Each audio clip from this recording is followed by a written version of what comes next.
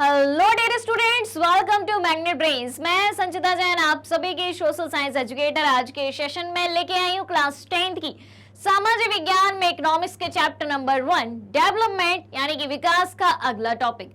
आज के टॉपिक का नाम है आय और अन्य मापदंड। तो शुरू करने से पहले आप सभी से रिक्वेस्ट है कि जल्दी से जल्दी और ज्यादा से ज्यादा आज के सेशन को आप सभी लाइक कर दें, शेयर कर दें, साथ ही साथ चैनल को सब्सक्राइब भी कर दें, क्योंकि मैग्नेट ब्रेन्स प्रोवाइड कराता है आपको क्लास 6 से लेके क्लास 12 तक के सारे courses free of cost high quality education के साथ। जी हाँ, हम आपके लिए कई सारे टॉप कोर्सेज हिंदी और इंग्लिश दोनों मीडियम में प्रोवाइड कराते हैं। सीबीएसई बोर्ड के साथ साथ MP board, UP board, Bihar board, Delhi board के सिलेबस को भी कंप्लीट कराया जाता है।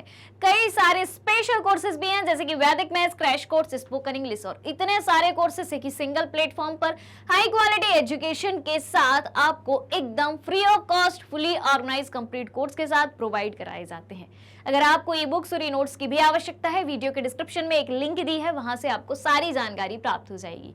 तो आज के सेशन को जल्दी से लाइक शेयर कर दें और आपके लाइक शेयर के साथ ही हम शुरू करेंगे आज का ये वीडियो। अब एक बात और बता दूं भाई साहब, जो पहले के टॉपिक्स मैंने इस चैप्टर के पढ़ाए हैं वो वीडियो देखे हैं कि नहीं देखे हैं, बताइए जल्दी से। देखे हैं सारे वीडियोस? नहीं देखे हैं तो वो भी देख लेना, तब आपको आगे के टॉपिक समझ में आएंगे, तब आप कनेक्टिविटी कर पाएंगे। Alright, clear?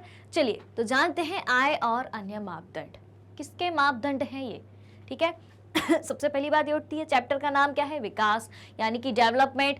विकास को मापने के मापदंड है, इनकम तो है, ठीक है, ये बात तो हमें पता है, क्योंकि अगर हम एक जनरल बात करें तो नजरिया क्या होता है डेवलपमेंट को देखने का? पैसा, इनकम, आय, ठीक है। लेकिन दूसरी चीजें लोग नहीं देखते हैं कि दूसरी चीजें भी हैं डेवलपमेंट को मापने के लिए। तो क्या क्या है वो आज के सेशन में हम जानेंगे। देख लेते हैं भाई। सबसे पहली बात तो ये है आर्थिक नियोजन, ठीक है। आर्थिक नियोजन, आय और अन्य मापदंड में पहली बात हम क्या सीखने वाले हैं? आर्थिक नियोजन के बारे में। नियोजन शब्द क्या होता है? आर्थिक तो पता है, इकोनॉमिकली कोई बात हो रही है। नियोजन, नियोजन का अर्थ क्या होता है पता है आपको? नियोजन का अर्थ होता है एक तरीके से प्लानिंग। किस तरीके की प्लानिंग? किस तरीके की प्लानिंग हो रही है? आर्थिक नियोजन हो रहा है, इकोनॉमिकल प्लानिंग हो रही है। अब उस देश के लिए उसकी देश की इकोनॉमी को बढ़ाने के लिए कोई प्लान चल रहा है, तो यूज किसका किया जाएगा? किसी भी देश की इकोनॉमी कैसे बढ़ सकती है? उस देश के रिसोर्सेस को यूज करके, उस देश के प्राकृतिक संसाधनों का उपयोग करके। क्या क्या साधन उस देश में मौजूद है, तो देश के साधनों का लाभ उठाकर, बात आ गई समझ में? कनेक्ट हो रही है बात? देश के साधनों का लाभ उठाकर देश के विकास को योजनाबद्ध रूप से बढ़ाना क्या कहलाता है? योजनाबद्ध रूप से बढ़ाना, प्लानिंग, ठीक है। किसी भी देश में कितने संसाधन मौजूद हैं, हम उस संसाधन का उपयोग किस क्षेत्र में कर सकते हैं, कैसे कर सकते हैं, कब कर सकते हैं, कहां कर सकते हैं। प्लान का मतलब क्या होता है कि हमें इस चीज का यूज कैसे करना है, कब करना है, कहां करना है, क्यों करना है, क्या इसके फायदे होंगे, क्या इसके नुकसान होंगे, यही तो होता है प्लान। और कितने समय में हमें यह प्लान कंप्लीट करना है, हमारा एजेंडा क्या है, हमारा गोल क्या है, हमारा लक्ष्य क्या है। ऑलराइट, क्लियर हो गई बात? तो देश के साधनों का लाभ उठाकर देश के विकास को योजनाबद्ध रूप से आगे बढ़ाना क्या कहलाता है? आर्थिक नियोजन कहलाता है, प्लानिंग कहलाता है। अब आर्थिक नियोजन की बात चले तो एक बात और अपन सीख लेते हैं। कौन सी बात? पंचवर्षीय योजनाओं का नाम आपने सुना होगा, 5 ईयर प्लान। सुना है क्या नाम? जल्दी बताइए। अभी आप किस क्लास में? 10th क्लास में है, राइट?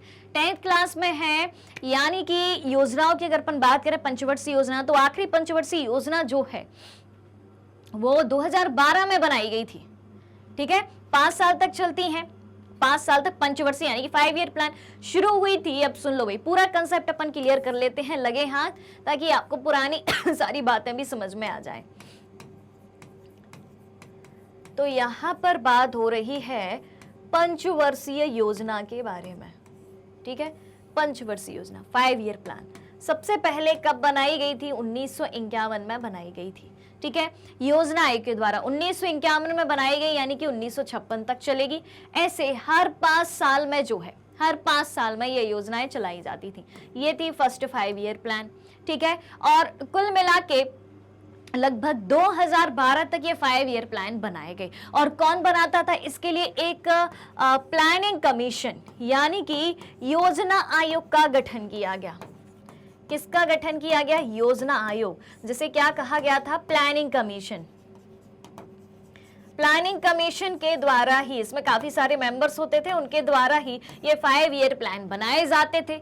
अब कैसे बनाए जाते थे? जैसे मान लो कोई भी योजना 1951 में बनी, अगले 5 सालों तक बनी, मतलब 5 साल का उसके पास समय है, तो 5 साल तक के लक्ष्य निर्धारित कर लिए कि हमें इस तरीके से इस क्षेत्र में काम करना है, इन रिसोर्स का यूज करके काम करना है, और हमारा लक्ष्य है मात्र 5 साल का, यानी कि 5 साल तक हमें यह विकास का काम करना है।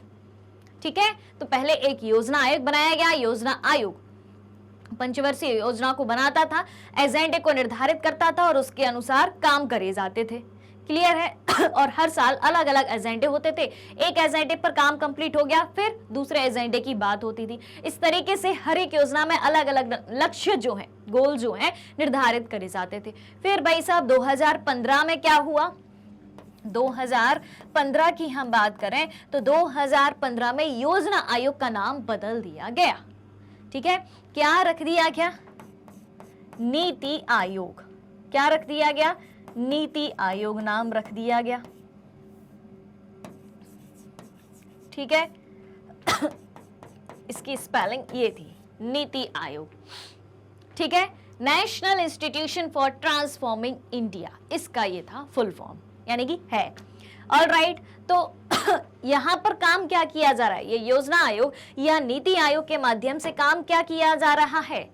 आर्थिक नियोजन का काम किया जा रहा है, इकोनॉमिकल प्लानिंग करी जा रही है कि हमें अपने देश की इकोनॉमी को कैसे बढ़ाना है, आर्थिक विकास हमें कैसे करना है, कौन कौन से लक्ष्य हमारे पास हैं जो अभी तक पूरे नहीं हुए हैं, इन सब लक्ष्यों को प्राप्त करने के लिए हमें किस तरीके की योजनाएं बनानी होंगी, किन किन संसाधनों का प्रयोग करना होगा, कब तक हमारे एजेंडे पूरे हो पाएंगे। ऑलराइट, बात आ गई समझ में आर्थिक नियोजन की। क्लियर है कहानी? अब बात आती है नेशनल इनकम की, राष्ट्रीय आय की। किसकी बात आती है? National income. क्या है भाई ये नेशनल इनकम? राष्ट्रीय आय की बात हो रही है। क्या है ये? तो देश के अंदर उत्पादित सभी वस्तुओं और सेवाओं के मूल्य। क्या बात कही गई है? देश के अंदर उत्पादित सभी वस्तुओं और सेवाओं के मूल्य।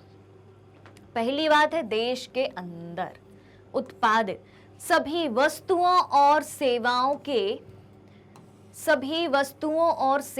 के मूल्य।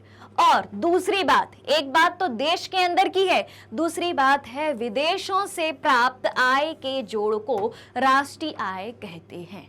बहुत अच्छे से डेफिनेशन समझना।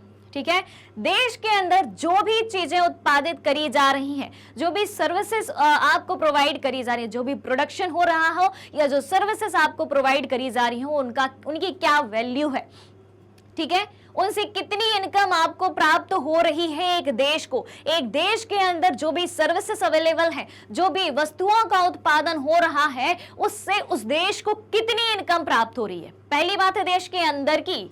ठीक है, अब दूसरी बात है देश के बाहर की, विदेशों की। विदेशों की बात किस तरीके से है यहाँ पर? विदेशों की बात, विदेशों से भी हमें आय प्राप्त होती है। कैसे होती है? जो हमारे देश का नागरिक अगर विदेश में काम कर रहा है तो उसकी जो इनकम आ रही है, ठीक है, वो कितनी है। यानी कि एक देश के अंदर जितने भी प्रोडक्ट का प्रोडक्शन किया जा रहा है या जो सर्विसेज अवेलेबल है उनके द्वारा जितनी भी इनकम प्राप्त हो रही है वो, और विदेशों से जो आय हमारे देश में प्राप्त हो रही है उसको इकट्ठा करेंगे, उसको हम जोड़ेंगे और उससे हमें क्या प्राप्त होगी? राष्ट्रीय आय। उसी को हम क्या कहेंगे? National income.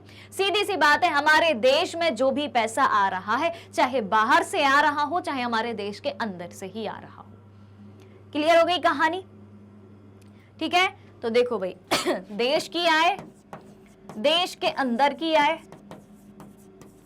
ठीक है, प्लस विदेशों से प्राप्त आय,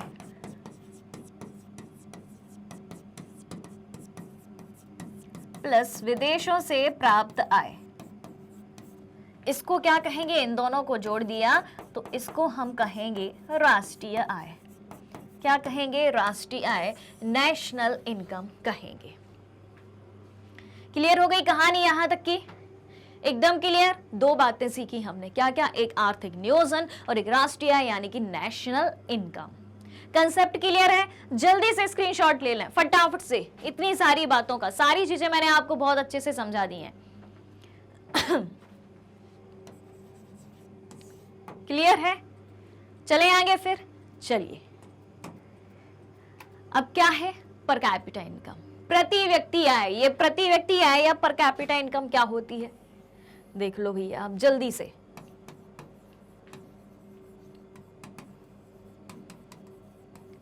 पर कैपिटा इनकम ये क्या होती है?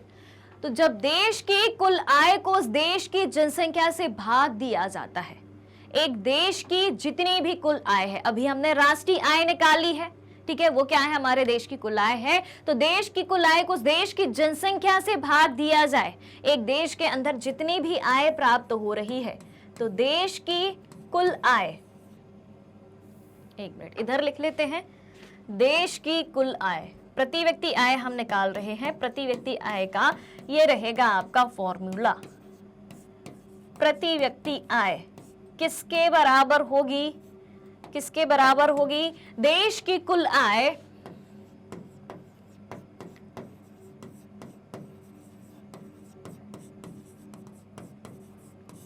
बटे देश की कुल जनसंख्या।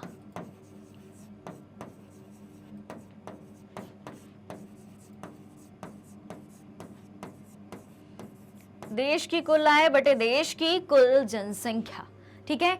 इससे जो भी चीज हमें प्राप्त होगी, जो भी इनकम प्राप्त होगी, ये जो इसका रेशियो का जो आंसर निकल के आएगा वो क्या होगा? वो राशि क्या होगी? पर कैपिटा इनकम होगी, ठीक है। क्लियर है? फॉर्मूला याद रहेगा। प्रति व्यक्ति आय कैसे निकाली जाती है? ठीक है, देश की कुल आय बटे देश की कुल जनसंख्या। अब हम भारत की बात करें तो भारत में ये चीज हमें दिखाई देती है कि भारत मध्य आय वर्ग के देशों में आता है। ना तो बहुत ज्यादा आय है ना बहुत कम आय है, मध्यम आय है। भारत मध्य आय वर्ग के देशों में आता है क्योंकि उसकी प्रति व्यक्ति आय 2019 में कितनी थी? केवल 6700 US डॉलर प्रति वर्ष थी। क्लियर? तो ये हो गई बात पर कैपिटा इनकम यानी कि प्रति व्यक्ति आय की। अब बात करते हैं शिशु मृत्यु दर की। शिशु मृत्यु दर, चाइल्ड डेथ रेशियो किसे कहा जाएगा? इसमें भी एक पैमाना होता है, एक एज निर्धारित होती है, ठीक है। तो किसी वर्ष में पैदा हुए 1000 जीवित बच्चों में से 1 वर्ष की आयु से पहले मर जाने वाले बच्चों का अनुपात दिखाती है शिशु मृत्यु दर। आयु कितनी है भाई? 1 वर्ष की आयु से पहले, ठीक है। क्या बात कही है? 1 वर्ष की आयु से पहले, यानी कि 0 से 1 वर्ष के बच्चे,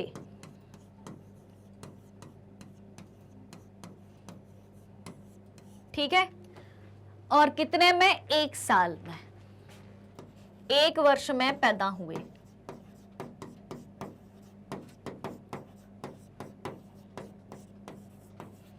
और कितने में से? 1000 जीवित बच्चों में से।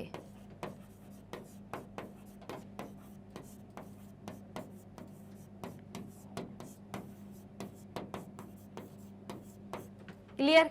किसी वर्ष में यानी कि 1 वर्ष में 1000 जीवित बच्चों में से 1 वर्ष की आयु से पहले, ठीक है, यानी कि 0 से 1, ठीक है। तो 1 वर्ष का बच्चा अगर नहीं हुआ है, 1 वर्ष से पहले अगर किसी बच्चे की डेथ हो जाती है तो उसको किस में गिना जाएगा? शिशु मृत्यु दर में।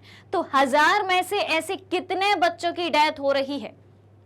1000 में से 1 साल में, प्रति 1000 में से, ठीक है, प्रति 1000 में से कितने बच्चों की डेथ हो रही है जो 0 से लेके 1 साल तक के हैं, ठीक है। तो वो रेट क्या कहलाया जाएगा? वो कहलाया जाएगा शिशु मृत्यु दर, ठीक है। क्लियर है? समझ में आ गई बात? शिशु मृत्यु दर को कैसे निकालते हैं? आयु निर्धारित है 0 से 1 साल तक की, प्रति 1000 में से, और 1 साल में, 1 साल में प्रति 1000 बच्चों में से कितने बच्चों की डेथ हो रही है, कितने बच्चे जिंदा बच रहे हैं, ठीक है। तो जितने बच्चों की डेथ हो रही है वो क्या कहलाएगी? शिशु मृत्यु दर कहलाएगी। क्लियर? अब क्या है? अब है साक्षरता दर, लिटरेसी रेट, साक्षरता दर।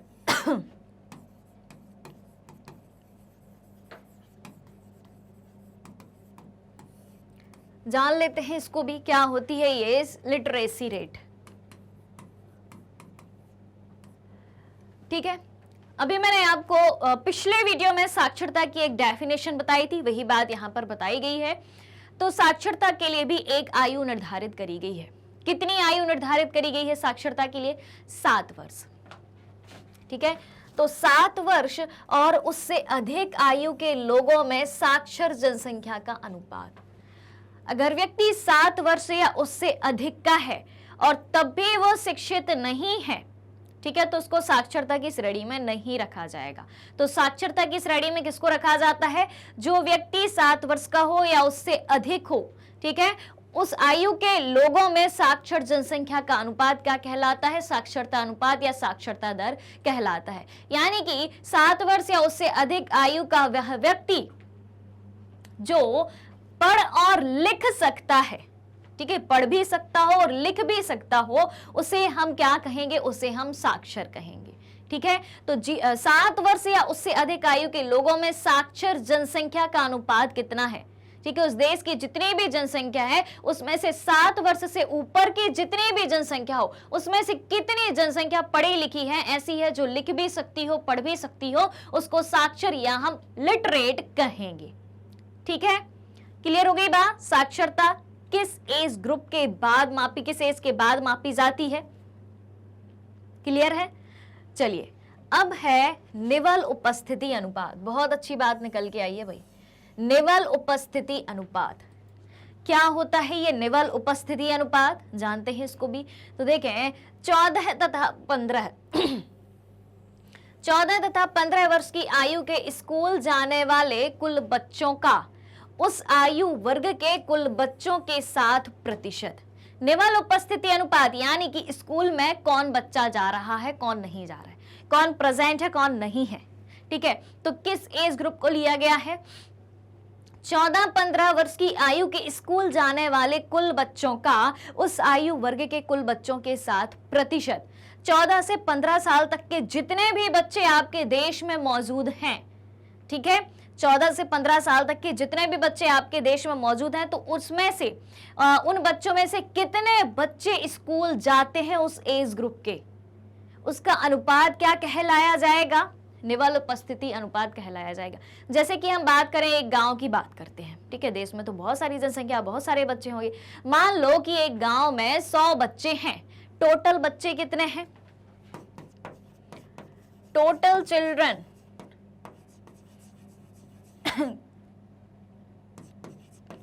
टोटल चिल्ड्रन कितने हैं? मान लो कि 100 हैं। कितने हैं? 100 हैं। अब यानी कि 14-15 वाले, ठीक है, 14 to 15 के, 14 से 15 की एज के टोटल चिल्ड्रन कितने हैं? 100 चिल्ड्रन हैं। अब उसमें से स्कूल जाने वाले बच्चे कितने हैं? स्कूल कितने जाते हैं? प्रेजेंट इन स्कूल, स्कूल कितने जाते हैं भाई?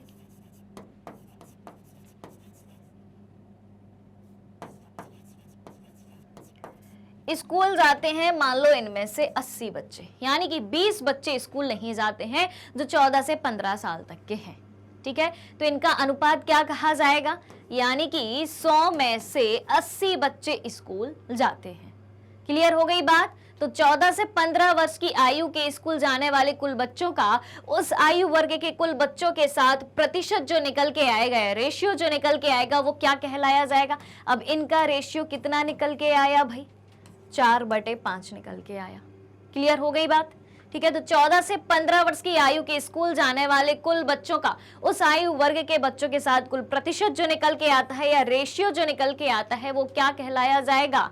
निवल उपस्थिति अनुपात कहलाया जाएगा। यानी कि सरकार का ध्यान हर क्षेत्र में है, हर एज ग्रुप में है कि कौन सा बच्चा स्कूल जा रहा है, कौन सा नहीं जा रहा है, किस बच्चे की डेथ यानी कि कौन सा बच्चा शिशु मृत्यु दर के दायरे में आ रहा है, कौन सा व्यक्ति जो है साक्षरता के दायरे में आ रहा है। सारे मापदंड विकास के सरकार ने माप के रखे हैं और हर वर्ष ये रिवाइज्ड भी होते हैं। हर वर्ष इसकी गणना भी होती है कि अब कितना रेट बढ़ गया है हर एक चीज में।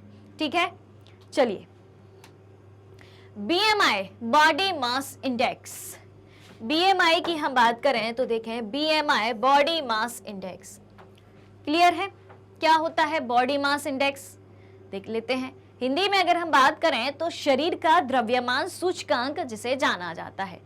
क्यों मापना है भाई द्रव्यमान सूचकांक, बॉडी मास इंडेक्स क्यों मापना है, देख लेते हैं तो क्या होता है ये, क्यों मापते हैं इसको।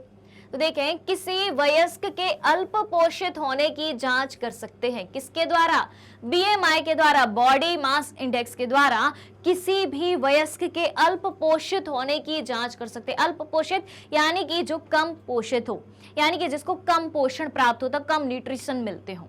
कैसे कर सकते हैं, कोई एक नंबर निर्धारित है क्या कि इसके नीचे अगर नंबर आता है उसका बॉडी मास इंडेक्स आता है तो वो अल्प पोषित होगा, ज्यादा आता है तो क्या होगा, है भाई एक पैमाना है कि अगर बॉडी मास इंडेक्स जो है बीएमआई 18.5 से कम है, बीएमआई लेस देन कितना 18.5, 18.5 से कम है तो व्यक्ति क्या होगा, कुपोषित होगा, यानी कि उसको पर्याप्त पोषण नहीं मिल रहा है, ठीक है। और अगर यही बीएमआई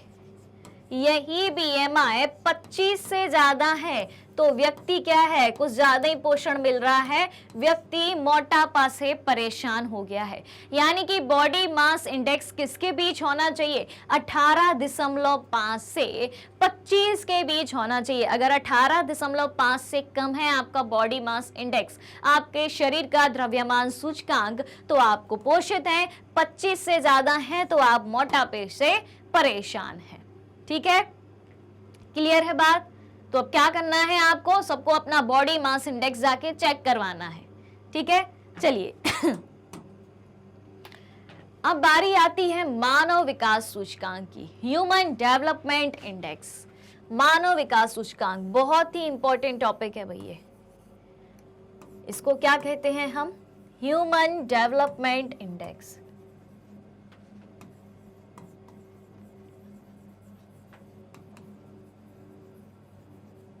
क्या होता है ये ह्यूमन डेवलपमेंट इंडेक्स, देखें तो आय व अन्य कारकों की समाकेतिक सूची है ये, ठीक है।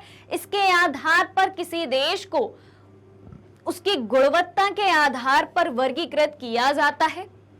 यह विभिन्न देशों में विकास के स्तर का मूल्यांकन करने का मापदंड है और इसमें देशों की तुलना लोगों के शैक्षिक स्तर, अब सुनो भैया मुद्दे की बात आती है, शैक्षिक स्तर, स्वास्थ्य स्थिति और प्रति व्यक्ति आय के आधार पर मापन किया जाता है।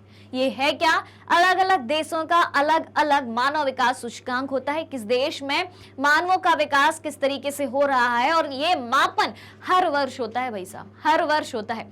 अब आधार क्या रखे हैं, आधार रखे हैं उन्होंने शिक्षा, ठीक है, फिर क्या रखा है, स्वास्थ्य,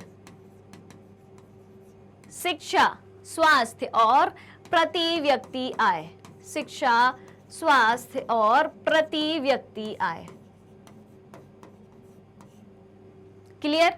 क्या उस देश के नागरिक शिक्षित हैं, क्या उस देश के नागरिकों का स्वास्थ्य अच्छा है, क्या उस देश के नागरिकों की प्रति व्यक्ति आय यानी कि पर कैपिटा इनकम अच्छी है, एक लेवल से ऊपर है कि नहीं है, ठीक है। क्या हर एक व्यक्ति की इनकम इतनी हो रही है कि वो उसकी बेसिक जरूरतें पूरी हो रही हैं, अच्छे से वो खा पा रहा है, रह पा रहा है, सब चीजें आराम से हो रही हैं उसकी, ठीक है। यहाँ पर मानव विकास सूचकांक की बात हो रही है, ह्यूमन डेवलपमेंट की बात हो रही है, यानी कि मानव को शिक्षा, स्वास्थ्य और प्रति व्यक्ति आय के आधार पर उसके विकास को मापा जा रहा है। इन तीन चीजों की पूरी जरूरत उसकी हो रही है कि नहीं हो रही है, ठीक है। अगर इन मापदंड में कोई भी मानव सही बैठता है यानी कि मानव का विकास हो रहा है। अब पूरे देश की बात होती है, यानी कि उस देश में कितने लोग रह रहे हैं, उन सारे लोगों को ये सारी सुविधाएं उपलब्ध हो पा रही हैं कि नहीं, क्या इस पैमाने पर सभी खरे उतरते हैं या नहीं, उस आधार पर अलग अलग देशों का जो है ह्यूमन डेवलपमेंट इंडेक्स जारी किया जाता है, ठीक है। तो पहली बात क्या कही थी, आय और अन्य कारकों की समाकेतिक सूची, आय यानी कि प्रति व्यक्ति आय, अन्य कारक, अन्य एलिमेंट यानी कि स्वास्थ्य और शिक्षा, इनकी लिस्ट है और इसी के आधार पर उस देश की गुणवत्ता मापी जाती है, ठीक है। और यह विभिन्न देशों में विकास के स्तर का मूल्यांकन करता है कि किस देश में कितना विकास हो रहा है। किस आधार पर? मानव विकास सूचकांक के आधार पर। 3 आधार बताए गए, शिक्षा, स्वास्थ्य और प्रति व्यक्ति आय, यानी कि एजुकेशन, हेल्थ और per capita income. Alright, clear है। अब मानव विकास सूचकांक, जैसा कि मैंने आपको बताया, हर वर्ष हर देश का ह्यूमन डेवलपमेंट इंडेक्स मापा जाता है और ह्यूमन डेवलपमेंट इंडेक्स जारी भी किया जाता है यूएनडीपी के द्वारा। किसके द्वारा? यूएनडीपी के द्वारा। यूएनडीपी का फुल फॉर्म क्या होता है? United Nations development programme. Clear. अब मानव विकास सूचकांक की गणना, जैसे हम 2023 की बात करें तो मानव विकास सूचकांक की गणना में 2023 में भारत का स्थान कौन सा आया भाई? 132वां आया है। क्या ये अच्छी रैंकिंग है? बिल्कुल अच्छी रैंकिंग नहीं है। यानी कि भारत में हर एक व्यक्ति की ना तो प्रति व्यक्ति आय उतनी अच्छी है, ना स्वास्थ्य अच्छा है, ना हर एक व्यक्ति शिक्षित है। यानी कि हमें अभी और ज्यादा विकास करने की आवश्यकता है। हमारे देश की सरकार को इन 3 मुद्दों पर ध्यान देने की आवश्यकता है। ऑलराइट, तो ये बात हो गई ह्यूमन डेवलपमेंट इंडेक्स यानी कि मानव विकास सूचकांक की, और 2023 में भारत का स्थान ह्यूमन डेवलपमेंट इंडेक्स में 132वां है। ऑलराइट, चलिए तो अब बताओ भाई, यहां तक कोई डाउट, कोई समस्या, कोई क्वेश्चन? जल्दी बताना है, तेजी से बताना है भाई। सवालों के है, ऑल क्लियर, ऑल राइट। बढ़ा जाए फिर आगे। चलिए, तो सेशन जो है आज यहीं पर खत्म होता है। काफी सारी चीजें, नई नई चीजें हमने जानी, डिटेल में जानी। उम्मीद है सारी बातें आपको समझ में आ गई होंगी। अगर नहीं आई है तो तेजी से कमेंट करके बताइए कि मैम ये बात समझ में नहीं आई, इस शब्द का मतलब समझ में नहीं आया। अगर शब्द का भी मतलब आपको समझ में नहीं आया है तो वो भी आपको बताया जाएगा। आपको क्या करना है, बस कॉमेंट बॉक्स में आपको अपना क्वेश्चन लिखना है, और अगर सब कुछ क्लियर है तो भाई लिख दो ऑल क्लियर है। ठीक है, चलिए तो मिलते हैं जल्दी ही अगले सेशन में इस चैप्टर के अगले टॉपिक के साथ। फटाफट से नोटिफिकेशन बेल आइकन को प्रेस कर दीजिए ताकि जैसे ही नेक्स्ट वीडियो अपलोड होता है उसकी जानकारी आपको तुरंत पता लग जाए। अगर आप हमारे डेली के लाइव सेशन, रिकॉर्डेड सेशन से जुड़ना चाहते हैं, सारी चीजें उपलब्ध है मैग्नेट ब्रेन्स के यूट्यूब चैनल, वेबसाइट, एप्लीकेशन पर। मैग्नेट ब्रेन्स इंडिया का number 1 100% free online education platform है। इसके अलावा अगर आप ई बुक्स, नोट्स भी चाहते हैं, उसकी लिंक भी वीडियो के डिस्क्रिप्शन बॉक्स में दी गई है, वहां से आप अवेल कर सकते हैं। हमारे पास आपके लिए कई सारे टॉप कोर्सेस हिंदी और इंग्लिश दोनों मीडियम में उपलब्ध हैं। CBSE board, Delhi board, Bihar board, UP board, MP board, Rajasthan board के सिलेबस को कंप्लीट कराया जाता है। कई सारे स्पेशल कोर्सेज भी हैं, वैदिक मैथ्स क्रैश कोर्स और स्पोकन इंग्लिश, और इतने सारे कोर्सेस एक ही सिंगल प्लेटफॉर्म पर हाई क्वालिटी एजुकेशन के साथ, फुल्ली ऑर्गेनाइज कंप्लीट कोर्स के साथ एक ही सिंगल प्लेटफॉर्म पर आपको एकदम फ्री में प्रोवाइड कराए जा रहे हैं। यानी कि किसी भी कोर्स को पढ़ने के लिए आपको किसी भी प्रकार के पेड सब्सक्रिप्शन की आवश्यकता नहीं है, क्योंकि एक ही प्लेटफॉर्म पर एकदम फ्री सारी चीजें आपको दी जा रही हैं। मैग्नेट ब्रेन्स यूट्यूब के अलावा अदर सोशल मीडिया प्लेटफॉर्म जैसे कि Facebook, Instagram, Twitter, Telegram, WhatsApp पर भी उपलब्ध है। आप हमें यहाँ भी फॉलो कर सकते हैं, यहाँ से भी सारी जानकारी प्राप्त कर सकते हैं। तो आज के सेशन को ज़्यादा से ज़्यादा लाइक और शेयर करते हुए चैनल को सब्सक्राइब भी करना है। हमारे साथ बने रहिए, जुड़े रहिए, पढ़ते रहिए, खुश रहिए। Thank you so much.